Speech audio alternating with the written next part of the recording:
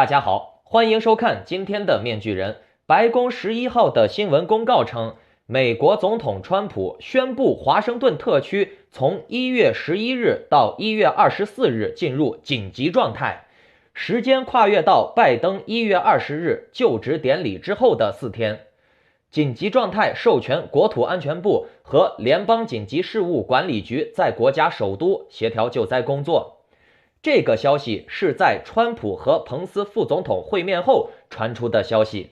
川普的支持者们入侵国会大厦后，两人已经好几天没有交谈了。根据一位白宫的高级政府官员所说，这次两人在白宫的会议是两人首次碰头。尽管有报道称他们的关系在过去几天里一直处于紧张状态，但有消息指出，两位领导人聊得很开心，谈及到了未来1周的计划，以及回顾政府4年任期内的成就。这名官员还表示，两人一致认为，上周那些触犯法律、冲击国会大厦的人，并不代表美国优先的运动。极右翼的川普支持者们1月6日冲进国会大厦时，彭斯还在大厦里面。川普曾把彭斯作为推翻11月大选结果的最后希望，但根据报道显示，彭斯以违背宪法为理由拒绝配合这项计划，让川普非常的震怒。川普的一些支持者在1月6日甚至将绞刑架呀、吊绳呀带到了华盛顿特区，在人群中高喊绞死麦克彭斯。在传出两人关系发生变化以后，民主党人也呼吁彭斯援引第25条修正案，宣布川普已经不适合担任总统职务了，施压让川普下台。但是消息指出，彭斯多次拒绝这种提案。美国众议院已经发布了对唐纳德·川普总统的弹劾决议，指控他煽动叛乱，预计众议院将在本周对此案进行投票。彭斯这边呢，还是不希望对川普赶尽杀绝的。很多人会觉得这次戒严是对川普有利的，但是面具人个人认为这个戒严呀，只要是军队、军中大佬不倒向川普，其实呀，就是为了防止类似于围攻国会山的事件再次发生。除非就是军中的大佬有人铁了心了要支持川普，会在1月20号当天一支穿云箭，千军万马来相见，直接拿下拜登和佩洛西。这种可能性有没有？有。民主党其实现在心里面也慌着呢，这个总统位置坐稳之前呢，真的是如履薄冰。到底这个宪法和军队靠不靠得住？民主党心里面也是个问号。靠不靠得住？1月20号就能见分晓了。这其实已经是双方的最终博弈了，终局之战了。川普这个人呀，真的很神奇呀。他做出了如此多的不可思议的事情，还都做成了。比如围攻国会，用自媒体打翻了主流媒体，用民众力量打翻了建制派政客。他做的这些举动确实挺令人惊讶的。这次这个博弈呀，民主党对决共和党，还真的是扑朔迷离，鹿死谁手，或未可知。彭斯不想对川普下狠手，有所保留，也可以让人猜想彭斯到底想干什么？彭斯到底会做什么？同样，网上所传的大抓捕已经开始了，确实开始了，只不过抓的都是虾兵蟹将、人民群众。共和党、民主党里面的大佬呀，克鲁兹呀、佩洛西呀、麦卡锡呀，他们一根毛都没少。也就是说，双方的核心力量都在坚挺着呢，核心的将领都没有损伤。总之呢，接下来的几天还会发生大事的。那刚才说到了弹劾为什么民主党要在这个时候还急于对川普进行弹劾呢？川普就剩下了几天了呢，对不对？按理来说应该不急了，让他多当几天总统又能怎样呢？其实呀，并不是说民主党在乎川普多在白宫待几天，这个无所谓，主要是因为把川普弹劾了以后，川普就再也不能担任任何公职了，再也不能参加下一次的美国总统竞选了，这才是关键。并且呢，川普所有的这个薪资呀、福利待遇也都不会有了，被弹劾掉了。除了彭斯副总统另外一位共和党人的大佬也和川普总统专门见了面了，谈了一些事情。他们具体谈的是什么事情啊？你听面具人我给你们说嘛。这个事情呀还比较重要，也能看出来川普的一些心思和态度上的转变。面具人我就觉得事情搞到今天这个样子，真的是没必要呀，太可惜了。据众议院少数党领袖凯文·麦卡锡称，他周一与总统交谈，随后呢，将川普的感受传达给众议院共和党同胞。多位共和党人向 CBS 新闻证实了其中的细节。知情人士说，麦卡锡在周一晚些时候的一次电话会议上，向共和党同胞们讲述了他与总统通话的细节。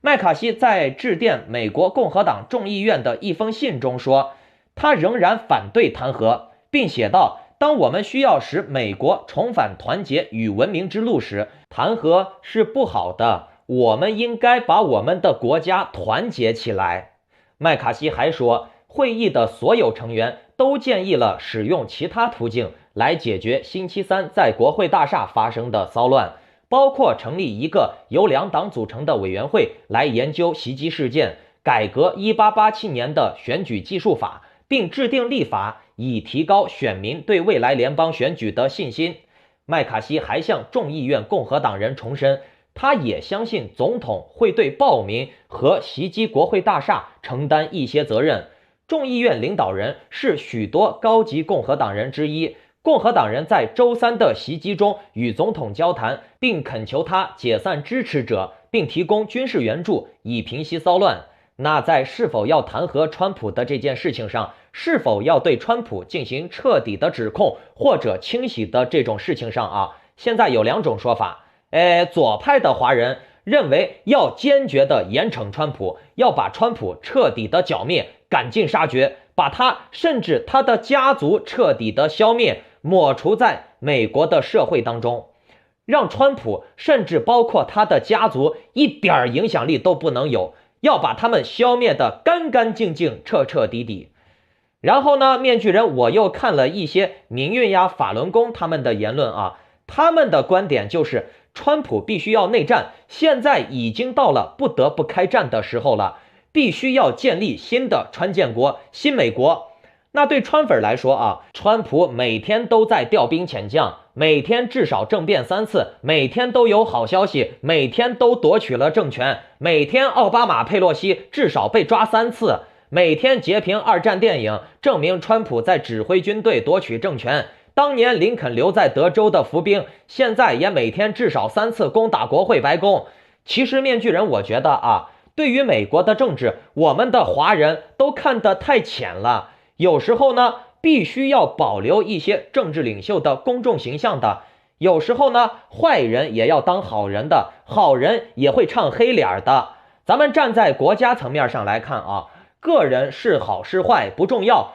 重要的是国家的整体发展动向，国家的稳定，这才是最重要的。为了国家的发展，个人的仇恨、个人的面子先放在一边又何妨呢？这和中共的牺牲小我成全大我还不一样，因为美国是言论自由国家，中共是强迫你牺牲小我成全大我，懂了没？你不牺牲都不行，你不当韭菜都不行。在美国啊，你愿意当黑脸当白脸，那都是个人的选择，没人逼你。咱们想一个问题嘛，如果说按照咱们华人的思维，要么就是把拜登干死，要么就是把川普干死，难道说每次有矛盾了就必须要像咱们华人的思维模式消灭对方，发泄仇恨，斗争到你死我活，彻底打烂消灭对方为止，这样才满意吗？这就是为什么你看中国人的历史自始至终没有包容2字，就是文革史，江山轮流坐，皇帝轮流当，把与自己不同的人和政权彻底消灭，然后呢自己当皇帝，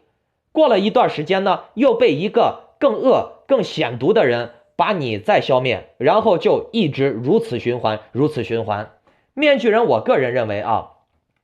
川普最好的选择还是和民主党握手言和，为美国的大选画上一个圆满的句号。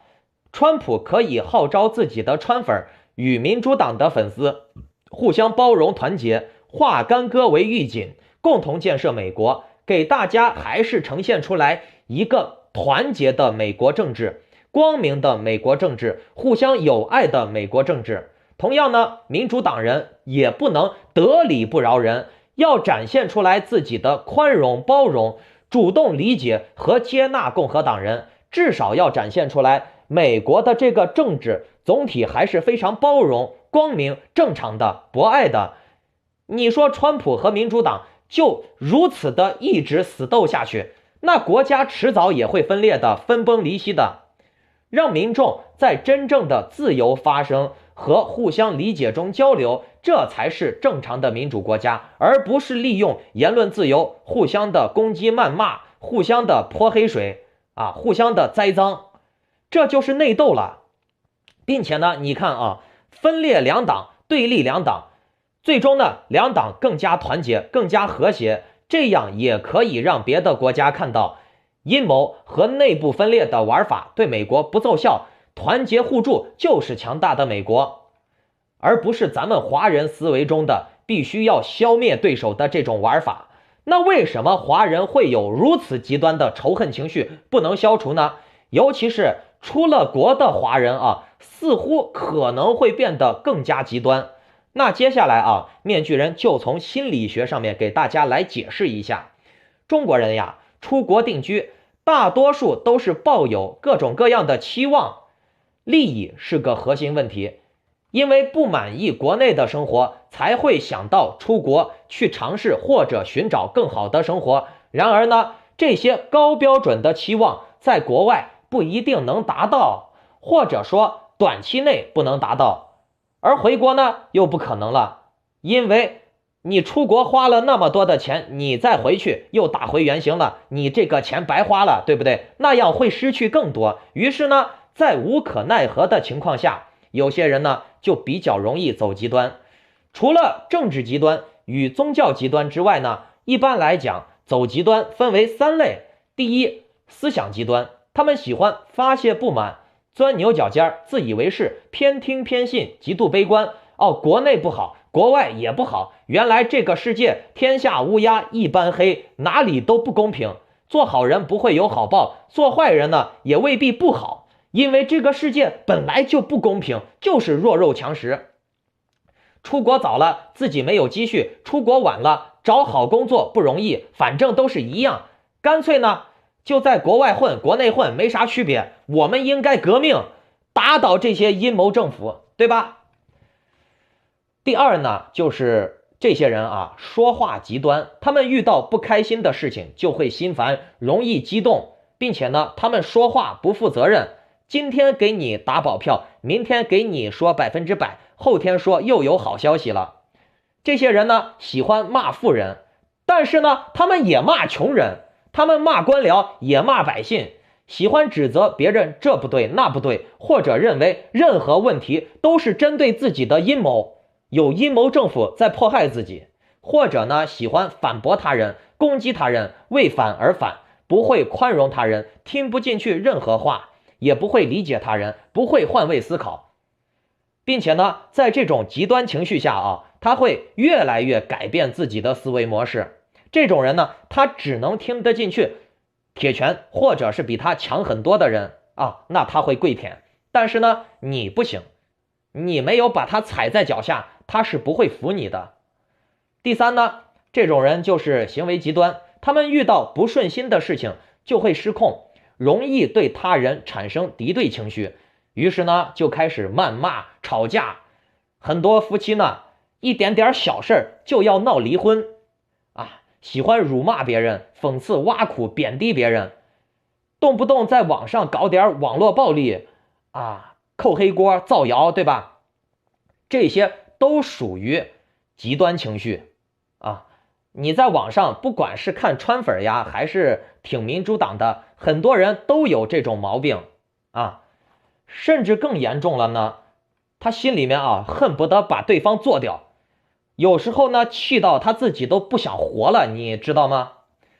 在心理学上上述这些类型的人被称为极端人群，这类人群呢，由于从小受到过某种强烈的精神刺激，或者是在自己的某个人生阶段发生过某种意外事件，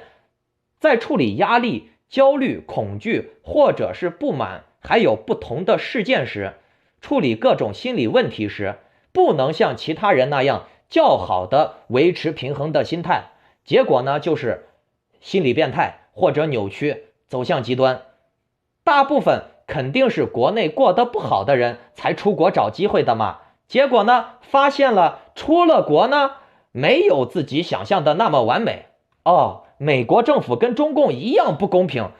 英国政府跟中共一样的黑暗。为什么黑暗？因为我现在混得不好，我现在混得不好，就代表这个政府、这个社会黑暗。所以呢，我们要革命，我们都是被迫害的人，我们要革了这个民主党的命，我们要革了美国政府的命，建立我们的新美国，跟着我们的大救星一起走。另外一方面呢，有些海外华人会觉得，哎呀，国外就是一个自由世界，可以随心所欲，想干嘛就干嘛，或者是认为自己有某些优势，我出国了，我吃牛排了，我就比国内的吃面的人强啊，我就比某某人强，高人一等，对吧？我吃牛排，你吃大蒜，我吃龙虾，你吃馒头，对吧？所以呢，我就是比你装逼，我再不好也比你好。于是呢，这些人呢，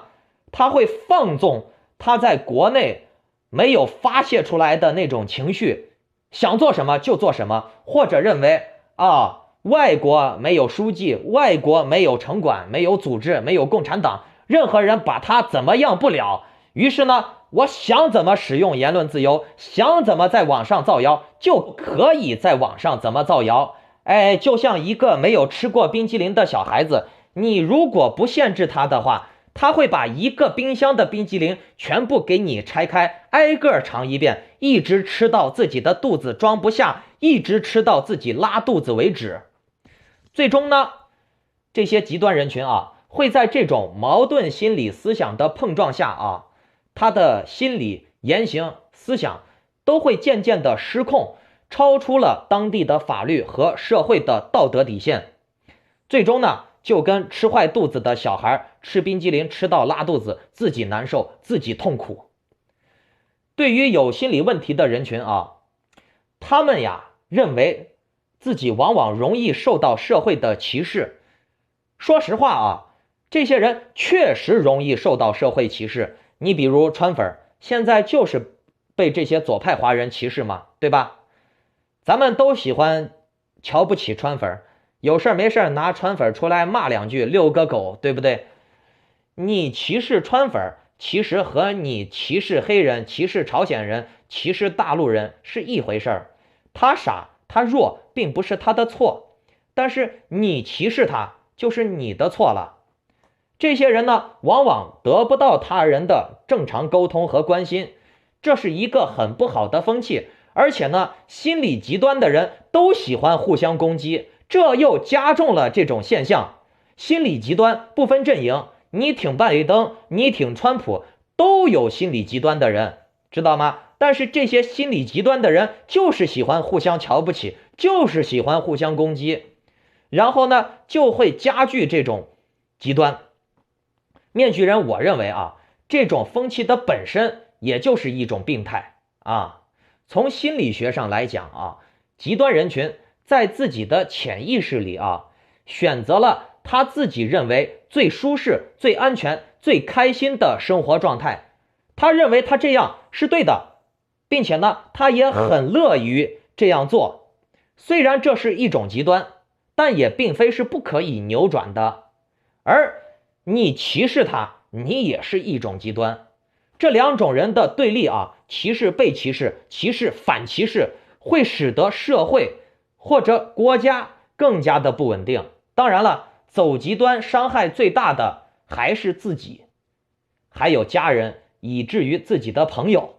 你极端，二话不合你就骂人，或者是你瞧不起这个，你觉得你比谁装逼，你比谁牛逼，其实说到底，你才是那最傻逼的一个，知道吗？那要解决这个心理问题当事人需要首先明白自己的处境，要知道自己是什么样的心理状态，还要有足够的信心去接受他人的帮助，对自己和对他人都要宽容一点，而不能自以为是，或者说，哎呀，你装你妈的逼呢，老子更牛逼。你这样，你永远不会快乐的，知道吗？咱们就说从修佛的角度上来看嘛，这世界本是美好的，不好的则是我们自己内心的世界。你的内心黑暗，你看什么都是黑暗的。我们确实是生活在一个美好的世界里，有蓝天，有白云，有河流，有鱼，有虾，想吃什么吃什么嘛，对吧？绝大多数人都在以各种各样的美好生活方式生活着。极端人群的出现呢，是因为他们从内心看不到这样的世界，他们只看到什么恶魔呀、撒旦呀、阴谋政府呀、被迫害了呀、他妈死了呀，对不对？天天都是想这些东西，你觉得他的心理状态能健康吗？对不对？他们自己对生活的期望值太高了，认为这个世界要绝对的公平，必须川普上台我才能过得好。其实你自己过得好不好和川普的关系也不大。你觉得你在美国活得不好，你可以去英国嘛，你可以去德国嘛，你可以去法国嘛，对吧？阴谋论最害人的就是他会告诉你全世界的政府都是一样黑，有一个深层的撒旦政府，第三世界阴谋政府在操控你，你跑到任何一个国家你都逃不掉被这些深层政府迫害的命运。你觉得活到这种阴谋论里面，你天天惶惶不可终日的，好笑不？可怜不？对不对？你这样长期下去，你就会导致自己的心理失衡。其实呀，生活就是平平淡淡、简简单单、开开心心、健健康康，为人宽容一点，有何不可呢？其实面具人我早就看开了，你支持谁与不支持谁，共产党想要的是什么？就是人民之间的对立，你支持他，我支持这个，然后咱们俩就斗争，无休无止的斗争，人民互斗。其实生活正是因为有不同而精彩。如果说你看所有的人，所有的东西都是一模一样的，那你活着就会没有任何新鲜感了。其实人就是要接触各种不同的朋友，形形色色各种各样的人，这样生活才有乐趣儿。很可能就包括你的对手、你的敌友，甚至是你的敌人，它都是你生活当中的一种元素，都是你生活当中的一种动力。很多时候呢，能够让自己坚定不移的、坚强的生活，去认同每一个人，那你就真正的厉害了。你可以去看那些最失败的人，他心里面容不下任何一个人，而越成功的人，他的心里面能容天下。正所谓宰相肚里能撑船，对不对？生活你就看开一点，简简单单对待，快快乐乐聊天。中国有句古话怎么说的？良药苦口利于病，忠言逆耳利于行。在我们的生活中很多人由于自己的学历与经历取得了某些方面的成功，于是乎呢，就不再听从他人的劝告与忠告，觉得自己牛逼了，甚至是直接排斥对自己的质疑和辩论，认为自己永远是正确的。其实这才是人生大忌，人无完人，孰能无过呢？你会发现，生活越是不如意的人，他面对与他观点不同的人所产生的仇恨心理也就越大。面具人我从心理研究上面我发现了仇恨心理产生的两大原因。第一呢，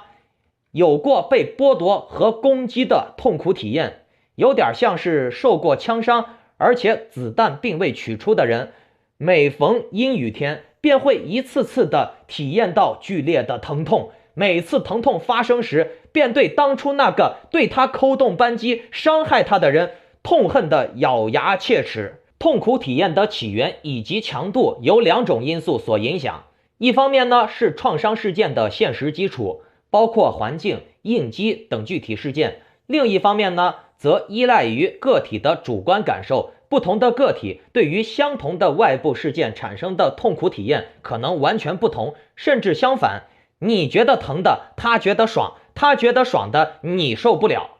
比如冬泳的人，有些人觉得受不了，有些人呢就是享受，对吧？另外呢，还有些人啊觉得这是变态，受虐，是不是？刚才我说了，产生仇恨的心理啊，第二个因素是什么啊？仇恨的个体啊，必须要有投射防御机制的使用，也就是说，必须要找到某个外部的客体作为仇恨投注的对象。在仇恨对象的选择上面啊，同样的创伤事件发生在不同的人身上，可能会选择不同的客体去产生仇恨。隋唐演义中就有一个非常戏剧化的情节，力大无穷的李元霸长期受虐于打雷声音的困扰，终于在某个忍无可忍的一天，他选择攻击他仇恨的对象，天上的某个迫害着他的人，比如雷神，他认为天上有人用闪电迫害他，于是呢，他将手中的大锤往天上一扔，结果呢，却掉下来砸死了自己。那面具人举这个例子，就是为了说明仇恨对象的选择是因人而异的，并且呢，往往你发泄仇恨的过程中啊，很有可能伤害自己，或者是你发泄仇恨最终会伤了你自己。所以呢，事后李元霸众多英明神武的哥哥们并未把各种兵器往天上扔，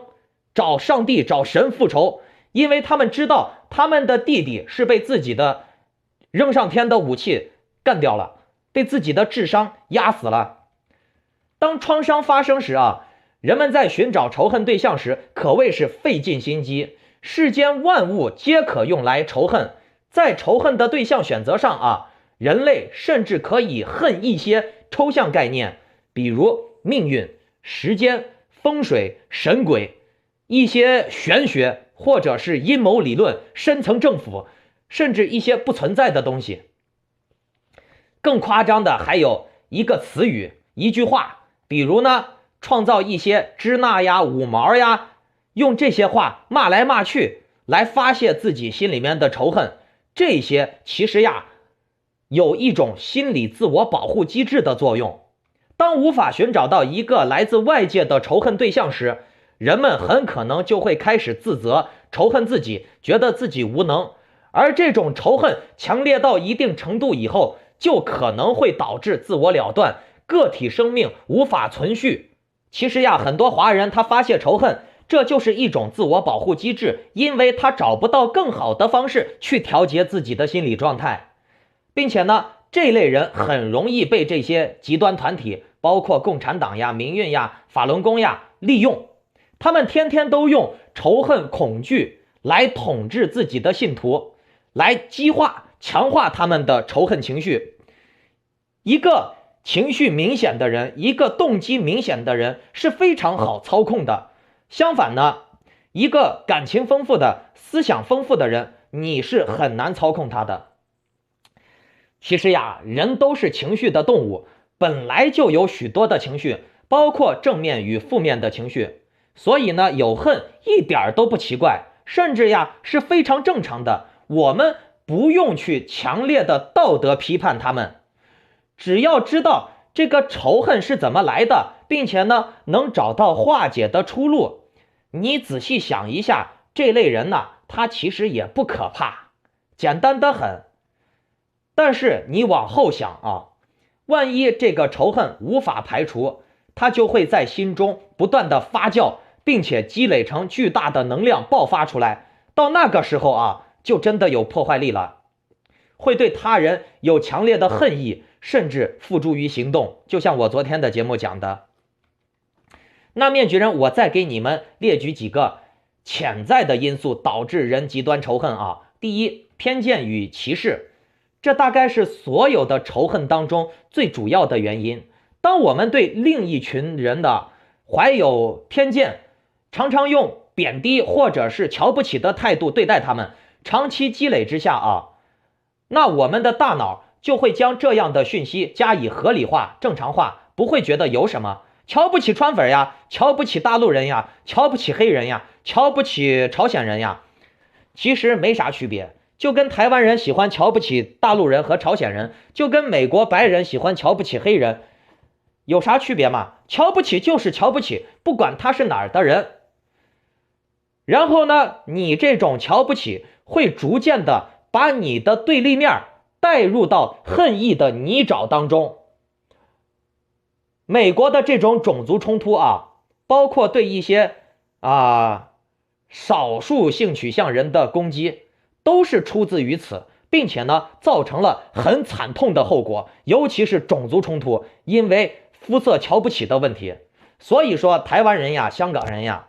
哪儿都有好人，哪儿都有坏人，你不要，尤其是那些他妈的不要脸的，天天煽动两岸互相对骂、互相仇恨的这些节目啊，